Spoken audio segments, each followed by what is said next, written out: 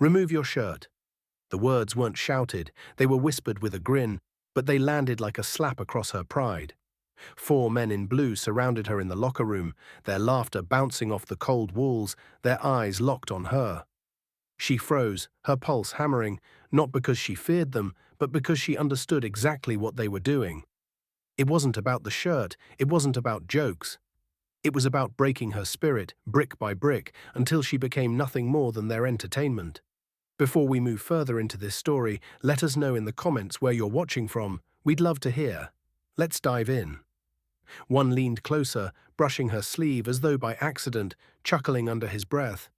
Another plucked the cap from her head and tossed it to the ground, clapping like he had scored a victory. The others circled, teasing, touching, daring. They weren't striking blows that would leave bruises, they were playing a more sinister game. Each gesture, each smirk, each innocent touch was designed to chip away at her dignity. She clenched her jaw and kept her uniform straight, her badge gleaming like a shield against the storm of humiliation. She didn't give them the satisfaction of flinching, even as her insides twisted with rage. To them, she was the rookie, the weak link, the easy target. To them, this was just hazing. But she knew better. This wasn't hazing. This was war.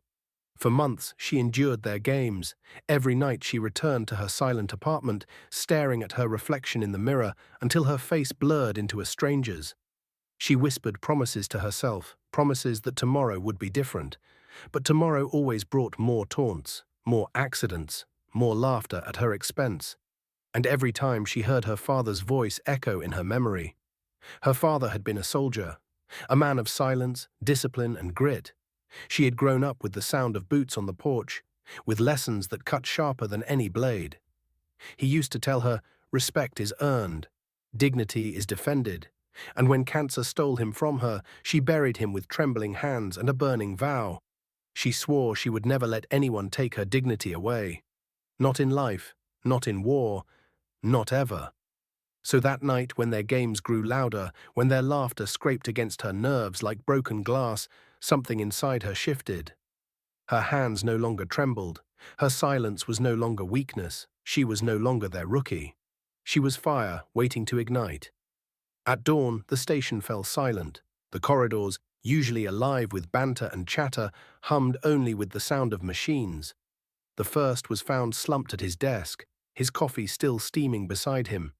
The second was discovered in the garage, his car door ajar, his lifeless eyes staring into nothing. The third and fourth never made it to their shift, their laughter gone, their voices extinguished. And she walked in calm and composed, her uniform pressed, her cap back in place, her badge polished until it gleamed like justice itself. She moved with precision, her steps steady, her eyes carrying storms no one dared to meet. "Officer?" the chief asked, confusion flickering across his face as he glanced between the reports piling on his desk. "Yes, sir," she replied, her voice crisp, clipped, sharp as a blade. There was no hesitation, no fear, only the weight of unspoken truth. No cameras captured her, no witnesses stepped forward. To some, it was a mystery. To others, it was justice. The papers called it scandal. Cop turns on fellow officers. Dawn of blood in blue. But those who had known her, even in passing, whispered something different. They said she was her father's daughter, a soldier's child. And when pushed too far, she did what soldiers do. She fought back. The town debated for months. Some spat her name with venom, calling her a monster. Others lowered their voices, saying she had done what no one else dared.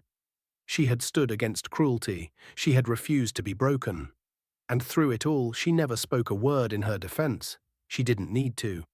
The silence itself was her answer. The moral of this story is sharp, unflinching. You never know the war someone is fighting behind their eyes. What feels like a harmless game to one person can be a battlefield to another.